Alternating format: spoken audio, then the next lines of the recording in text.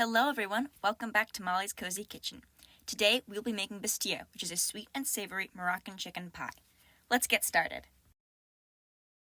First we're going to make the almond sugar. Spread 1 cup of slivered almonds onto a half sheet tray lined with aluminum foil and bake in a 350-degree Fahrenheit oven for about 5 minutes until lightly brown and toasted. Then remove from the oven and add to a food processor along with 1/3 of a cup plus 1 tablespoon of granulated sugar and 1 tablespoon of cinnamon. Blend until it has the texture of sand and store in the fridge until ready to use. Alright, now let's dice 1 large white sweet onion. I'm cutting them into half-moon slices and then dicing those half-moon slices. Now, if anyone knows a way to prevent crying while you're chopping onions, please comment down below. I don't know what works, and I always cry when I chop onions.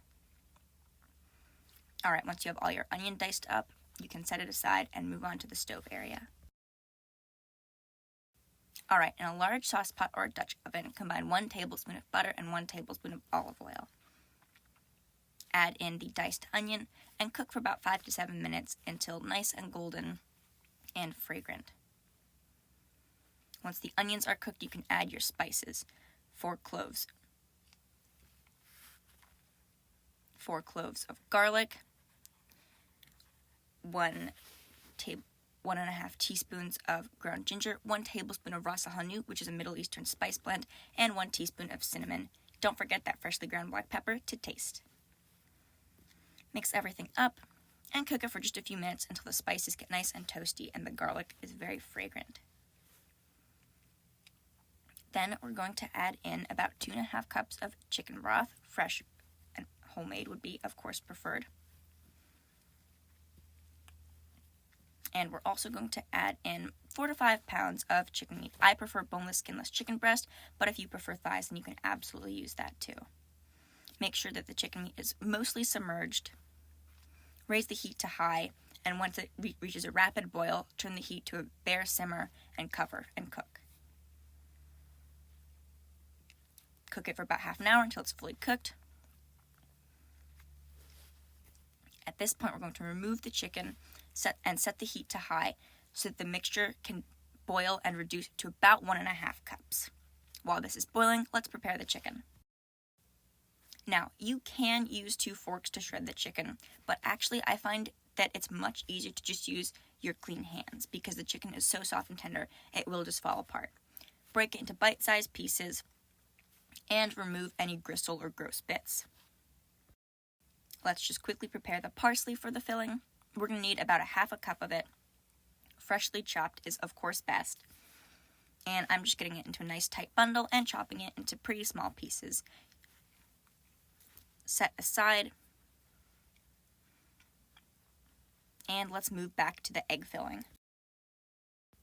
The broth is nice and reduced and concentrated, so just going to give that a quick stir. And then stream in 6 beaten eggs, whisking constantly. You can lower the heat to medium, but we do want the eggs to cook. So, cook for a few minutes until the eggs are set and cooked, and then strain over a container to remove any excess broth. Definitely save this broth because it is so delicious. I know that this looks kind of gross right now, but trust me, it was so good. Jacob mercifully edited out all the parts of me just sneaking bites. Alright, once the eggs are fully strained, we're going to assemble. Combine the eggs with the shredded chicken. Add in the chopped parsley, a healthy amount of kosher salt, and about 2 tablespoons of lemon juice. Start with about 1 lemon, stir it, and then taste and see if you need more. Alright, stir everything up. I actually prefer using a fork for this. I just think it gives me better control. It's easier to get everything nicely mixed up. And once you have everything combined, use a clean fork to taste for seasonings. I ended up needing a bit more lemon juice, but you might need more salt or pepper as well. Stir it again, and you can set this aside in the fridge until you're ready to use, or you can assemble the bastille right now. When you do assemble the bastille, spray 2 9-inch cake pans with cooking spray, and then drape phyllo dough over the sides and cover the bottom. Now, if you don't know, phyllo dough is a super paper-thin pastry dough that is often used in Middle Eastern cuisine. It's super delicious, and it creates a nice crunchy texture for this pie. Alright, once you have phyllo dough covering all parts of both of the cake tins, it's fine if it's falling apart a little, don't worry, just make sure that everything is covered. It's fine if it's a little patchy. Alright, now that it's all covered, we are going to take about 1/4 cup of the almond sugar and put it in each of the pie tins. So that should be about half the mixture, divided evenly amongst the 2 tins. Cover with just 1 sheet of phyllo dough and divide the chicken mixture between the 2 pie pans.